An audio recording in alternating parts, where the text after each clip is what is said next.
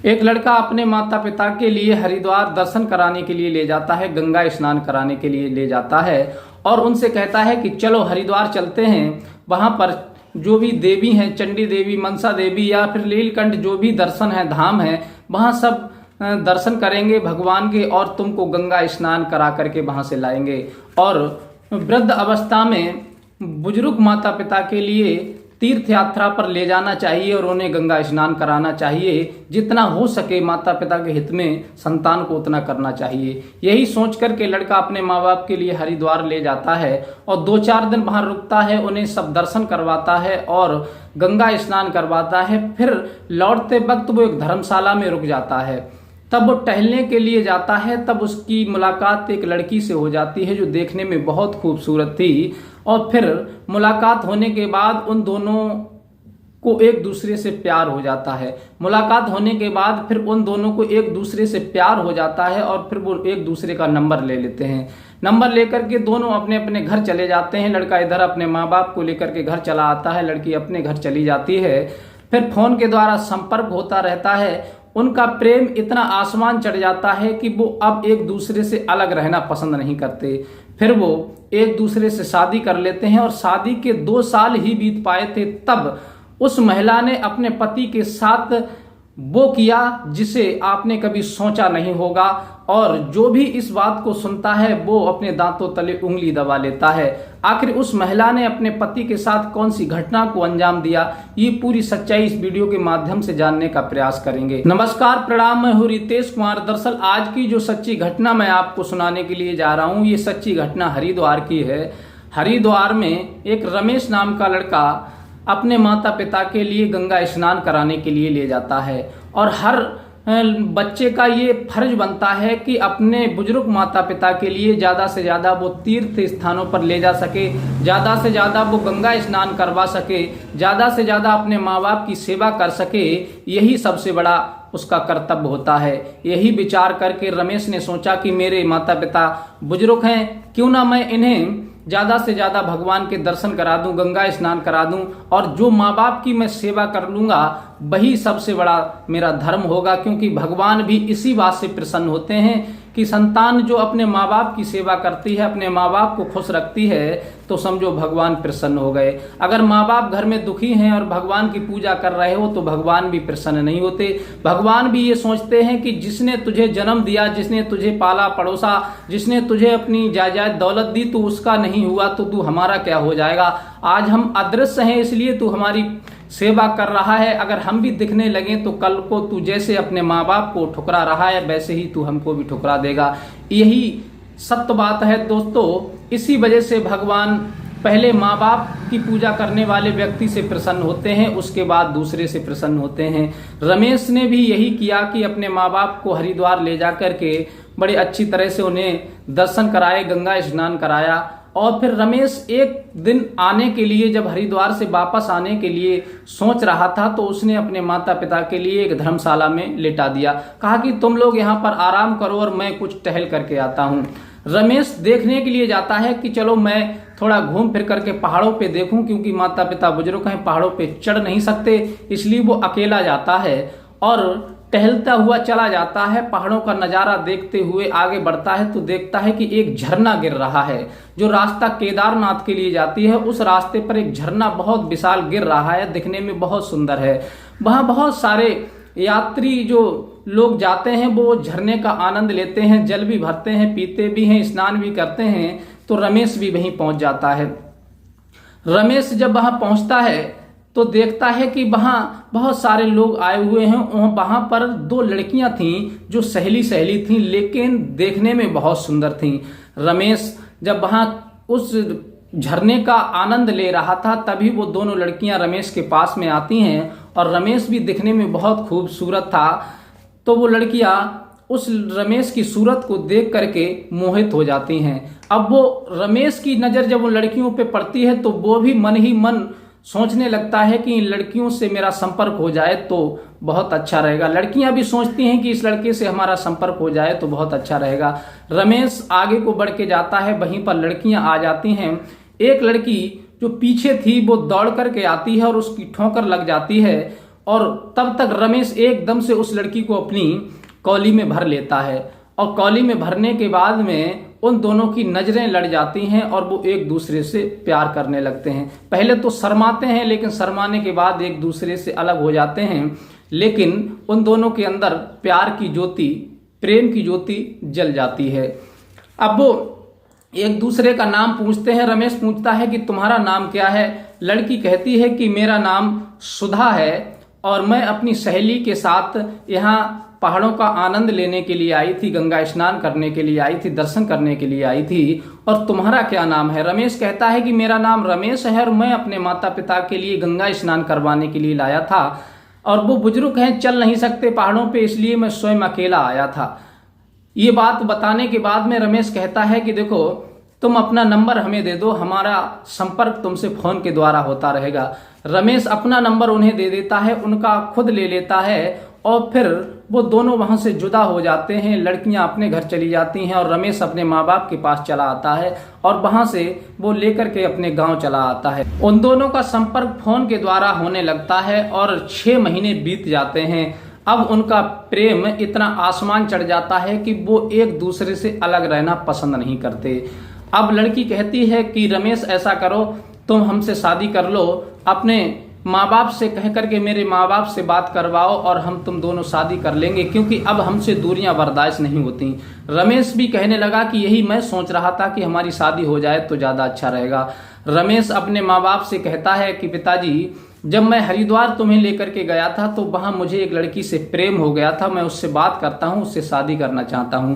रमेश के पिताजी रमेश की बात सुनकर के कहते हैं कि बेटा, तुम्हारी बात हम मान तो लेते हैं, लेकिन किसी के बारे में बिना विचार किए, बिना सोचे समझे और उसका चरित्र बिना देखे उस पर इतनी जल्दी भरोसा नहीं करना चाहिए, विश्वास नहीं करना चाहिए, क्योंकि समाज में ना जाने कितने लोग ऐसे हैं जो अपने प्यार में तो फंसा लेते हैं, लेकिन फिर अंत में धोखा दे देते हैं और हंसती खेलती जिंदगी को बर्बाद कर देते हैं। क्या तुमने उस लड़की का बैकग्राउंड देखा है? उसके परिवार वालों के बारे में जानते हो? कहाँ की रहने वाली है, कौन है, उसका चरित्र कैसा है, क्या है उसका स्वभाव, गांव में लोग उसकी क्या तारीफ करते हैं, क्या बड़ाई करते हैं? रमेश कहता है कि पिताजी, मुझे इन बातों से कुछ लेना देना नहीं है, मुझे तो केवल वही लड़की चाहिए, सुधा, मैं उसके बिना रह नहीं सकता। रमेश के पिताजी सोचते हैं अगर हम इसकी बात नहीं मानेंगे तो हो सकता है ये कोई और कदम उठा ले, हो सकता है लड़की को लेकर के भाग जाए या फिर कोई और भी ऊंच नीच कर सकता है, इसलिए इसकी बात मानना ही उचित है। रमेश के पिताजी कहते हैं कि चलो छोड़ो इन बातों को, जब तुम्हें कुछ नहीं देखना है तो उस लड़की का एड्रेस दो, मैं उसके माँ बाप से बात करता हूँ। रमेश बड़ा खुश हो जाता है और लड़की का एड्रेस देता है।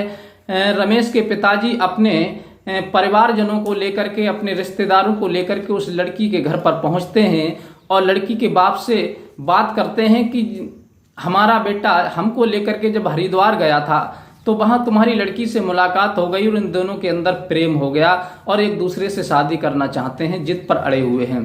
लड़की के पिताजी भी सोचते हैं कि लड़की हमारी कब्जे से बाहर है, वो हमारी बात नहीं मानती है, जहां मर्जी आए वहां चली जाती है। हम शादी की बात कहते हैं तो वो शादी को इनकार कर देती है। आज वो स्वयं अपनी मर्जी से शादी कर रही है तो चलो कम से कम हमारे सर से ये बोझ तो हल्का हो जाएगा, वो शादी कर लेगी तो हमारी जिम्मेदारी खत्म हो जाएगी। लड़की के पिताजी भी सोच रहे थे कि जल्दी से जल्दी इसकी शादी हो जाए और हमारा पीछा छूट जाए। वो इस रिश्ते से बिल्कुल भी ऐतराज नहीं करते हैं, तुरंत उस रिश्ते को राजी हो जाते हैं। अब हंसी खुशी से उन दोनों परिवारों के बीच में रिश्ता जुड़ता है। रमेश और सुधा का बड़ी अच्छी तरह से हिंदू रीति रिवाज से विवाह होता है और सुधा दुल्हन बनकर के रमेश के घर आ जाती है। और रमेश के घर आने के बाद में वो देखती है कि रमेश गांव का रहने वाला है, सीधा साधा व्यक्ति है, उतनी न्यू लाइट स्टाइल उसके अंदर नहीं थी और जैसा वो स्वभाव चाहती थी रमेश के अंदर और उसके घर में और परिवार के अंदर वो कुछ नहीं था, क्योंकि वो गांव का रहने वाला था और लड़की एक कस्बे की रहने वाली थी।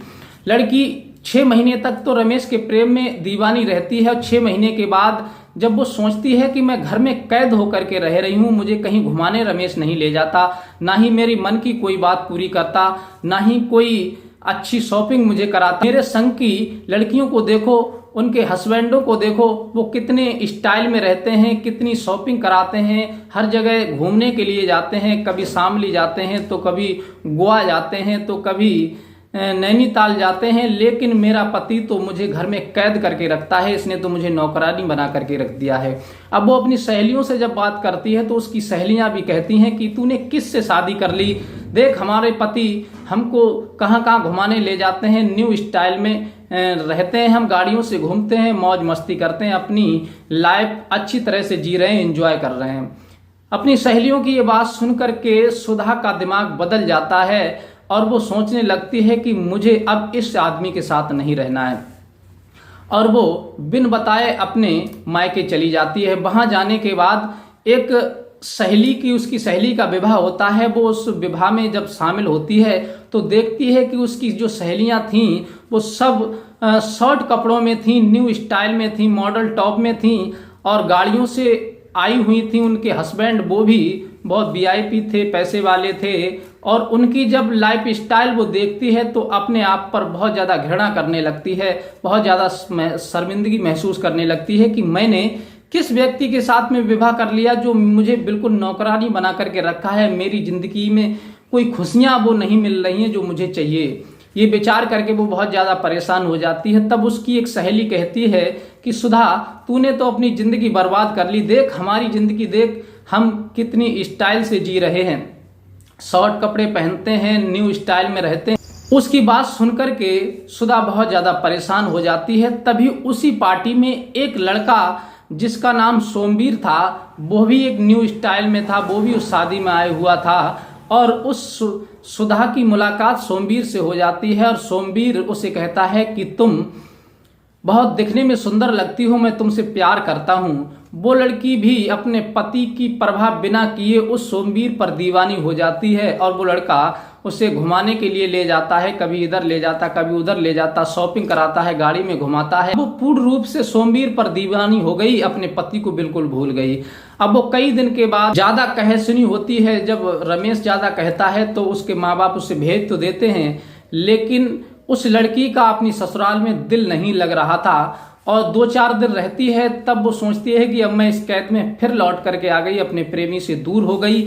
तब वो फोन करके अपने प्रेमी को, सोमवीर को बुलाती है और कहती है कि मुझे यहाँ से ले चलो, नहीं तो मैं आत्महत्या कर लूंगी, फांसी लगा लूंगी, मुझे इस व्यक्ति के साथ बिल्कुल नहीं रहना है, मेरा यहाँ दम घुट रहा है।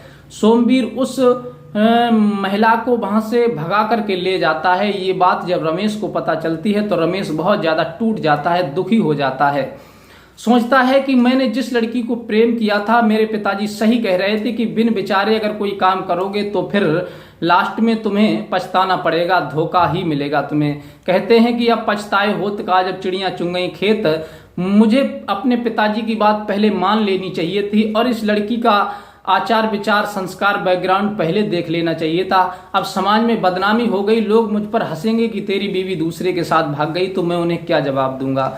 इधर सोमवीर उसे भगा करके ले जाता है। धीरे धीरे 3 महीने बीत जाते हैं। सोमवीर भी उसे छोड़ करके अपनी प्रेमिका के साथ भाग जाता है, वो अकेली रह जाती है। अब वो सोचती है कि अब मैं क्या करूं, इस प्रेमी की खातिर मैं अपने पति को छोड़ करके आई थी, इसने भी मुझे धोखा दे दिया। अब वो बहुत पछताती है।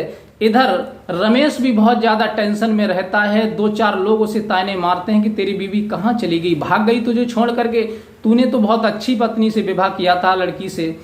अब सबकी बातें सुनकर के वो बहुत ज्यादा शर्मिंदा हो जाता है और एक दिन पंखे पर लटक करके अपनी जान दे देता है। इधर तो पूरे गांव में ये खबर फैल जाती है कि रमेश की पत्नी भाग चुकी है और उसने उसी टेंशन में अब फांसी लगा ली, खुदकुशी कर ली। ये बात पूरे गांव में फैल गई, चारों तरफ सन्नाटा था, पूरे गांव में कोहरा मचा हुआ था, सन्नाटा छाया हुआ था। और इधर उसकी जो पत्नी थी सुधा, जो अपने प्रेमी सोमवीर के साथ भाग गई थी, सोमवीर ने भी उसे ठुकरा दिया। अब वो लौट करके उसी रमेश के पास जब आती है तो देखती है कि उसका पति फंदे पर लटका हुआ है, पूरे गांव में कोहराम सन्नाटा मचा हुआ है। अब वो ये बात सुनती है कि हमारे पति रमेश ने हमारी खातिर अपनी जान दे दी, तो बहुत ज्यादा रोती है, पछाड़े खाती है, कहती है कि मुझ जैसी अभागी संसार में कोई नहीं हो सकती। क्योंकि मैंने अपने पति को ही खा लिया, अपने पति को फांसी लगाने पर मजबूर कर दिया। अगर मैं ये गलत कदम ना उठाती, अपनी सहेलियों के बहकावे में ना आती, तो मैं अपने पति से कितना प्रेम करती थी। उस समय मेरा पति मुझसे इतना प्रेम करता था और आज भी करता है, क्योंकि उसने मेरी चाहत में, मेरी जुदाई में फांसी लगा ली। अब मैंने अपना जीवन स्वयं बर्बाद कर लिया, ना मैं घर की रही ना घाट की रही, अब मैं कहाँ जाऊं। ये सोच सोच करके वो रोती है, वह पछाड़े खाती है और बहुत ज्यादा विलाप करती है। तो साथियों, कहने का मतलब ये है कि इंसान बिन विचारे जो करता है पाछे फिर पछताता है। इसलिए व्यक्ति को कोई भी कदम उठाने से पहले 100 बार सोच लेना चाहिए कि हम जो कार्य कर रहे हैं वो गलत तो नहीं है। अगर वो कार्य अगर गलत है तो तुम्हारी जिंदगी अवश्य बर्बाद हो जाएगी। इसलिए अपनी पत्नी के साथ प्रेम से रहना चाहिए, पति को पत्नी के साथ और पत्नी को प्रेम के साथ हंसी खुशी से अपनी जिंदगी बितानी चाहिए। बाहर के व्यक्ति पर ना इतनी जल्दी विश्वास करना चाहिए, ना उस पर भरोसा करना चाहिए, ना उसे इतनी जल्दी अपने घर में पनाह देनी चाहिए। दोनों को एक दूसरे के साथ हंसी खुशी से मिलजुल करके रहना चाहिए। ये कहानी आपको कैसी लगी?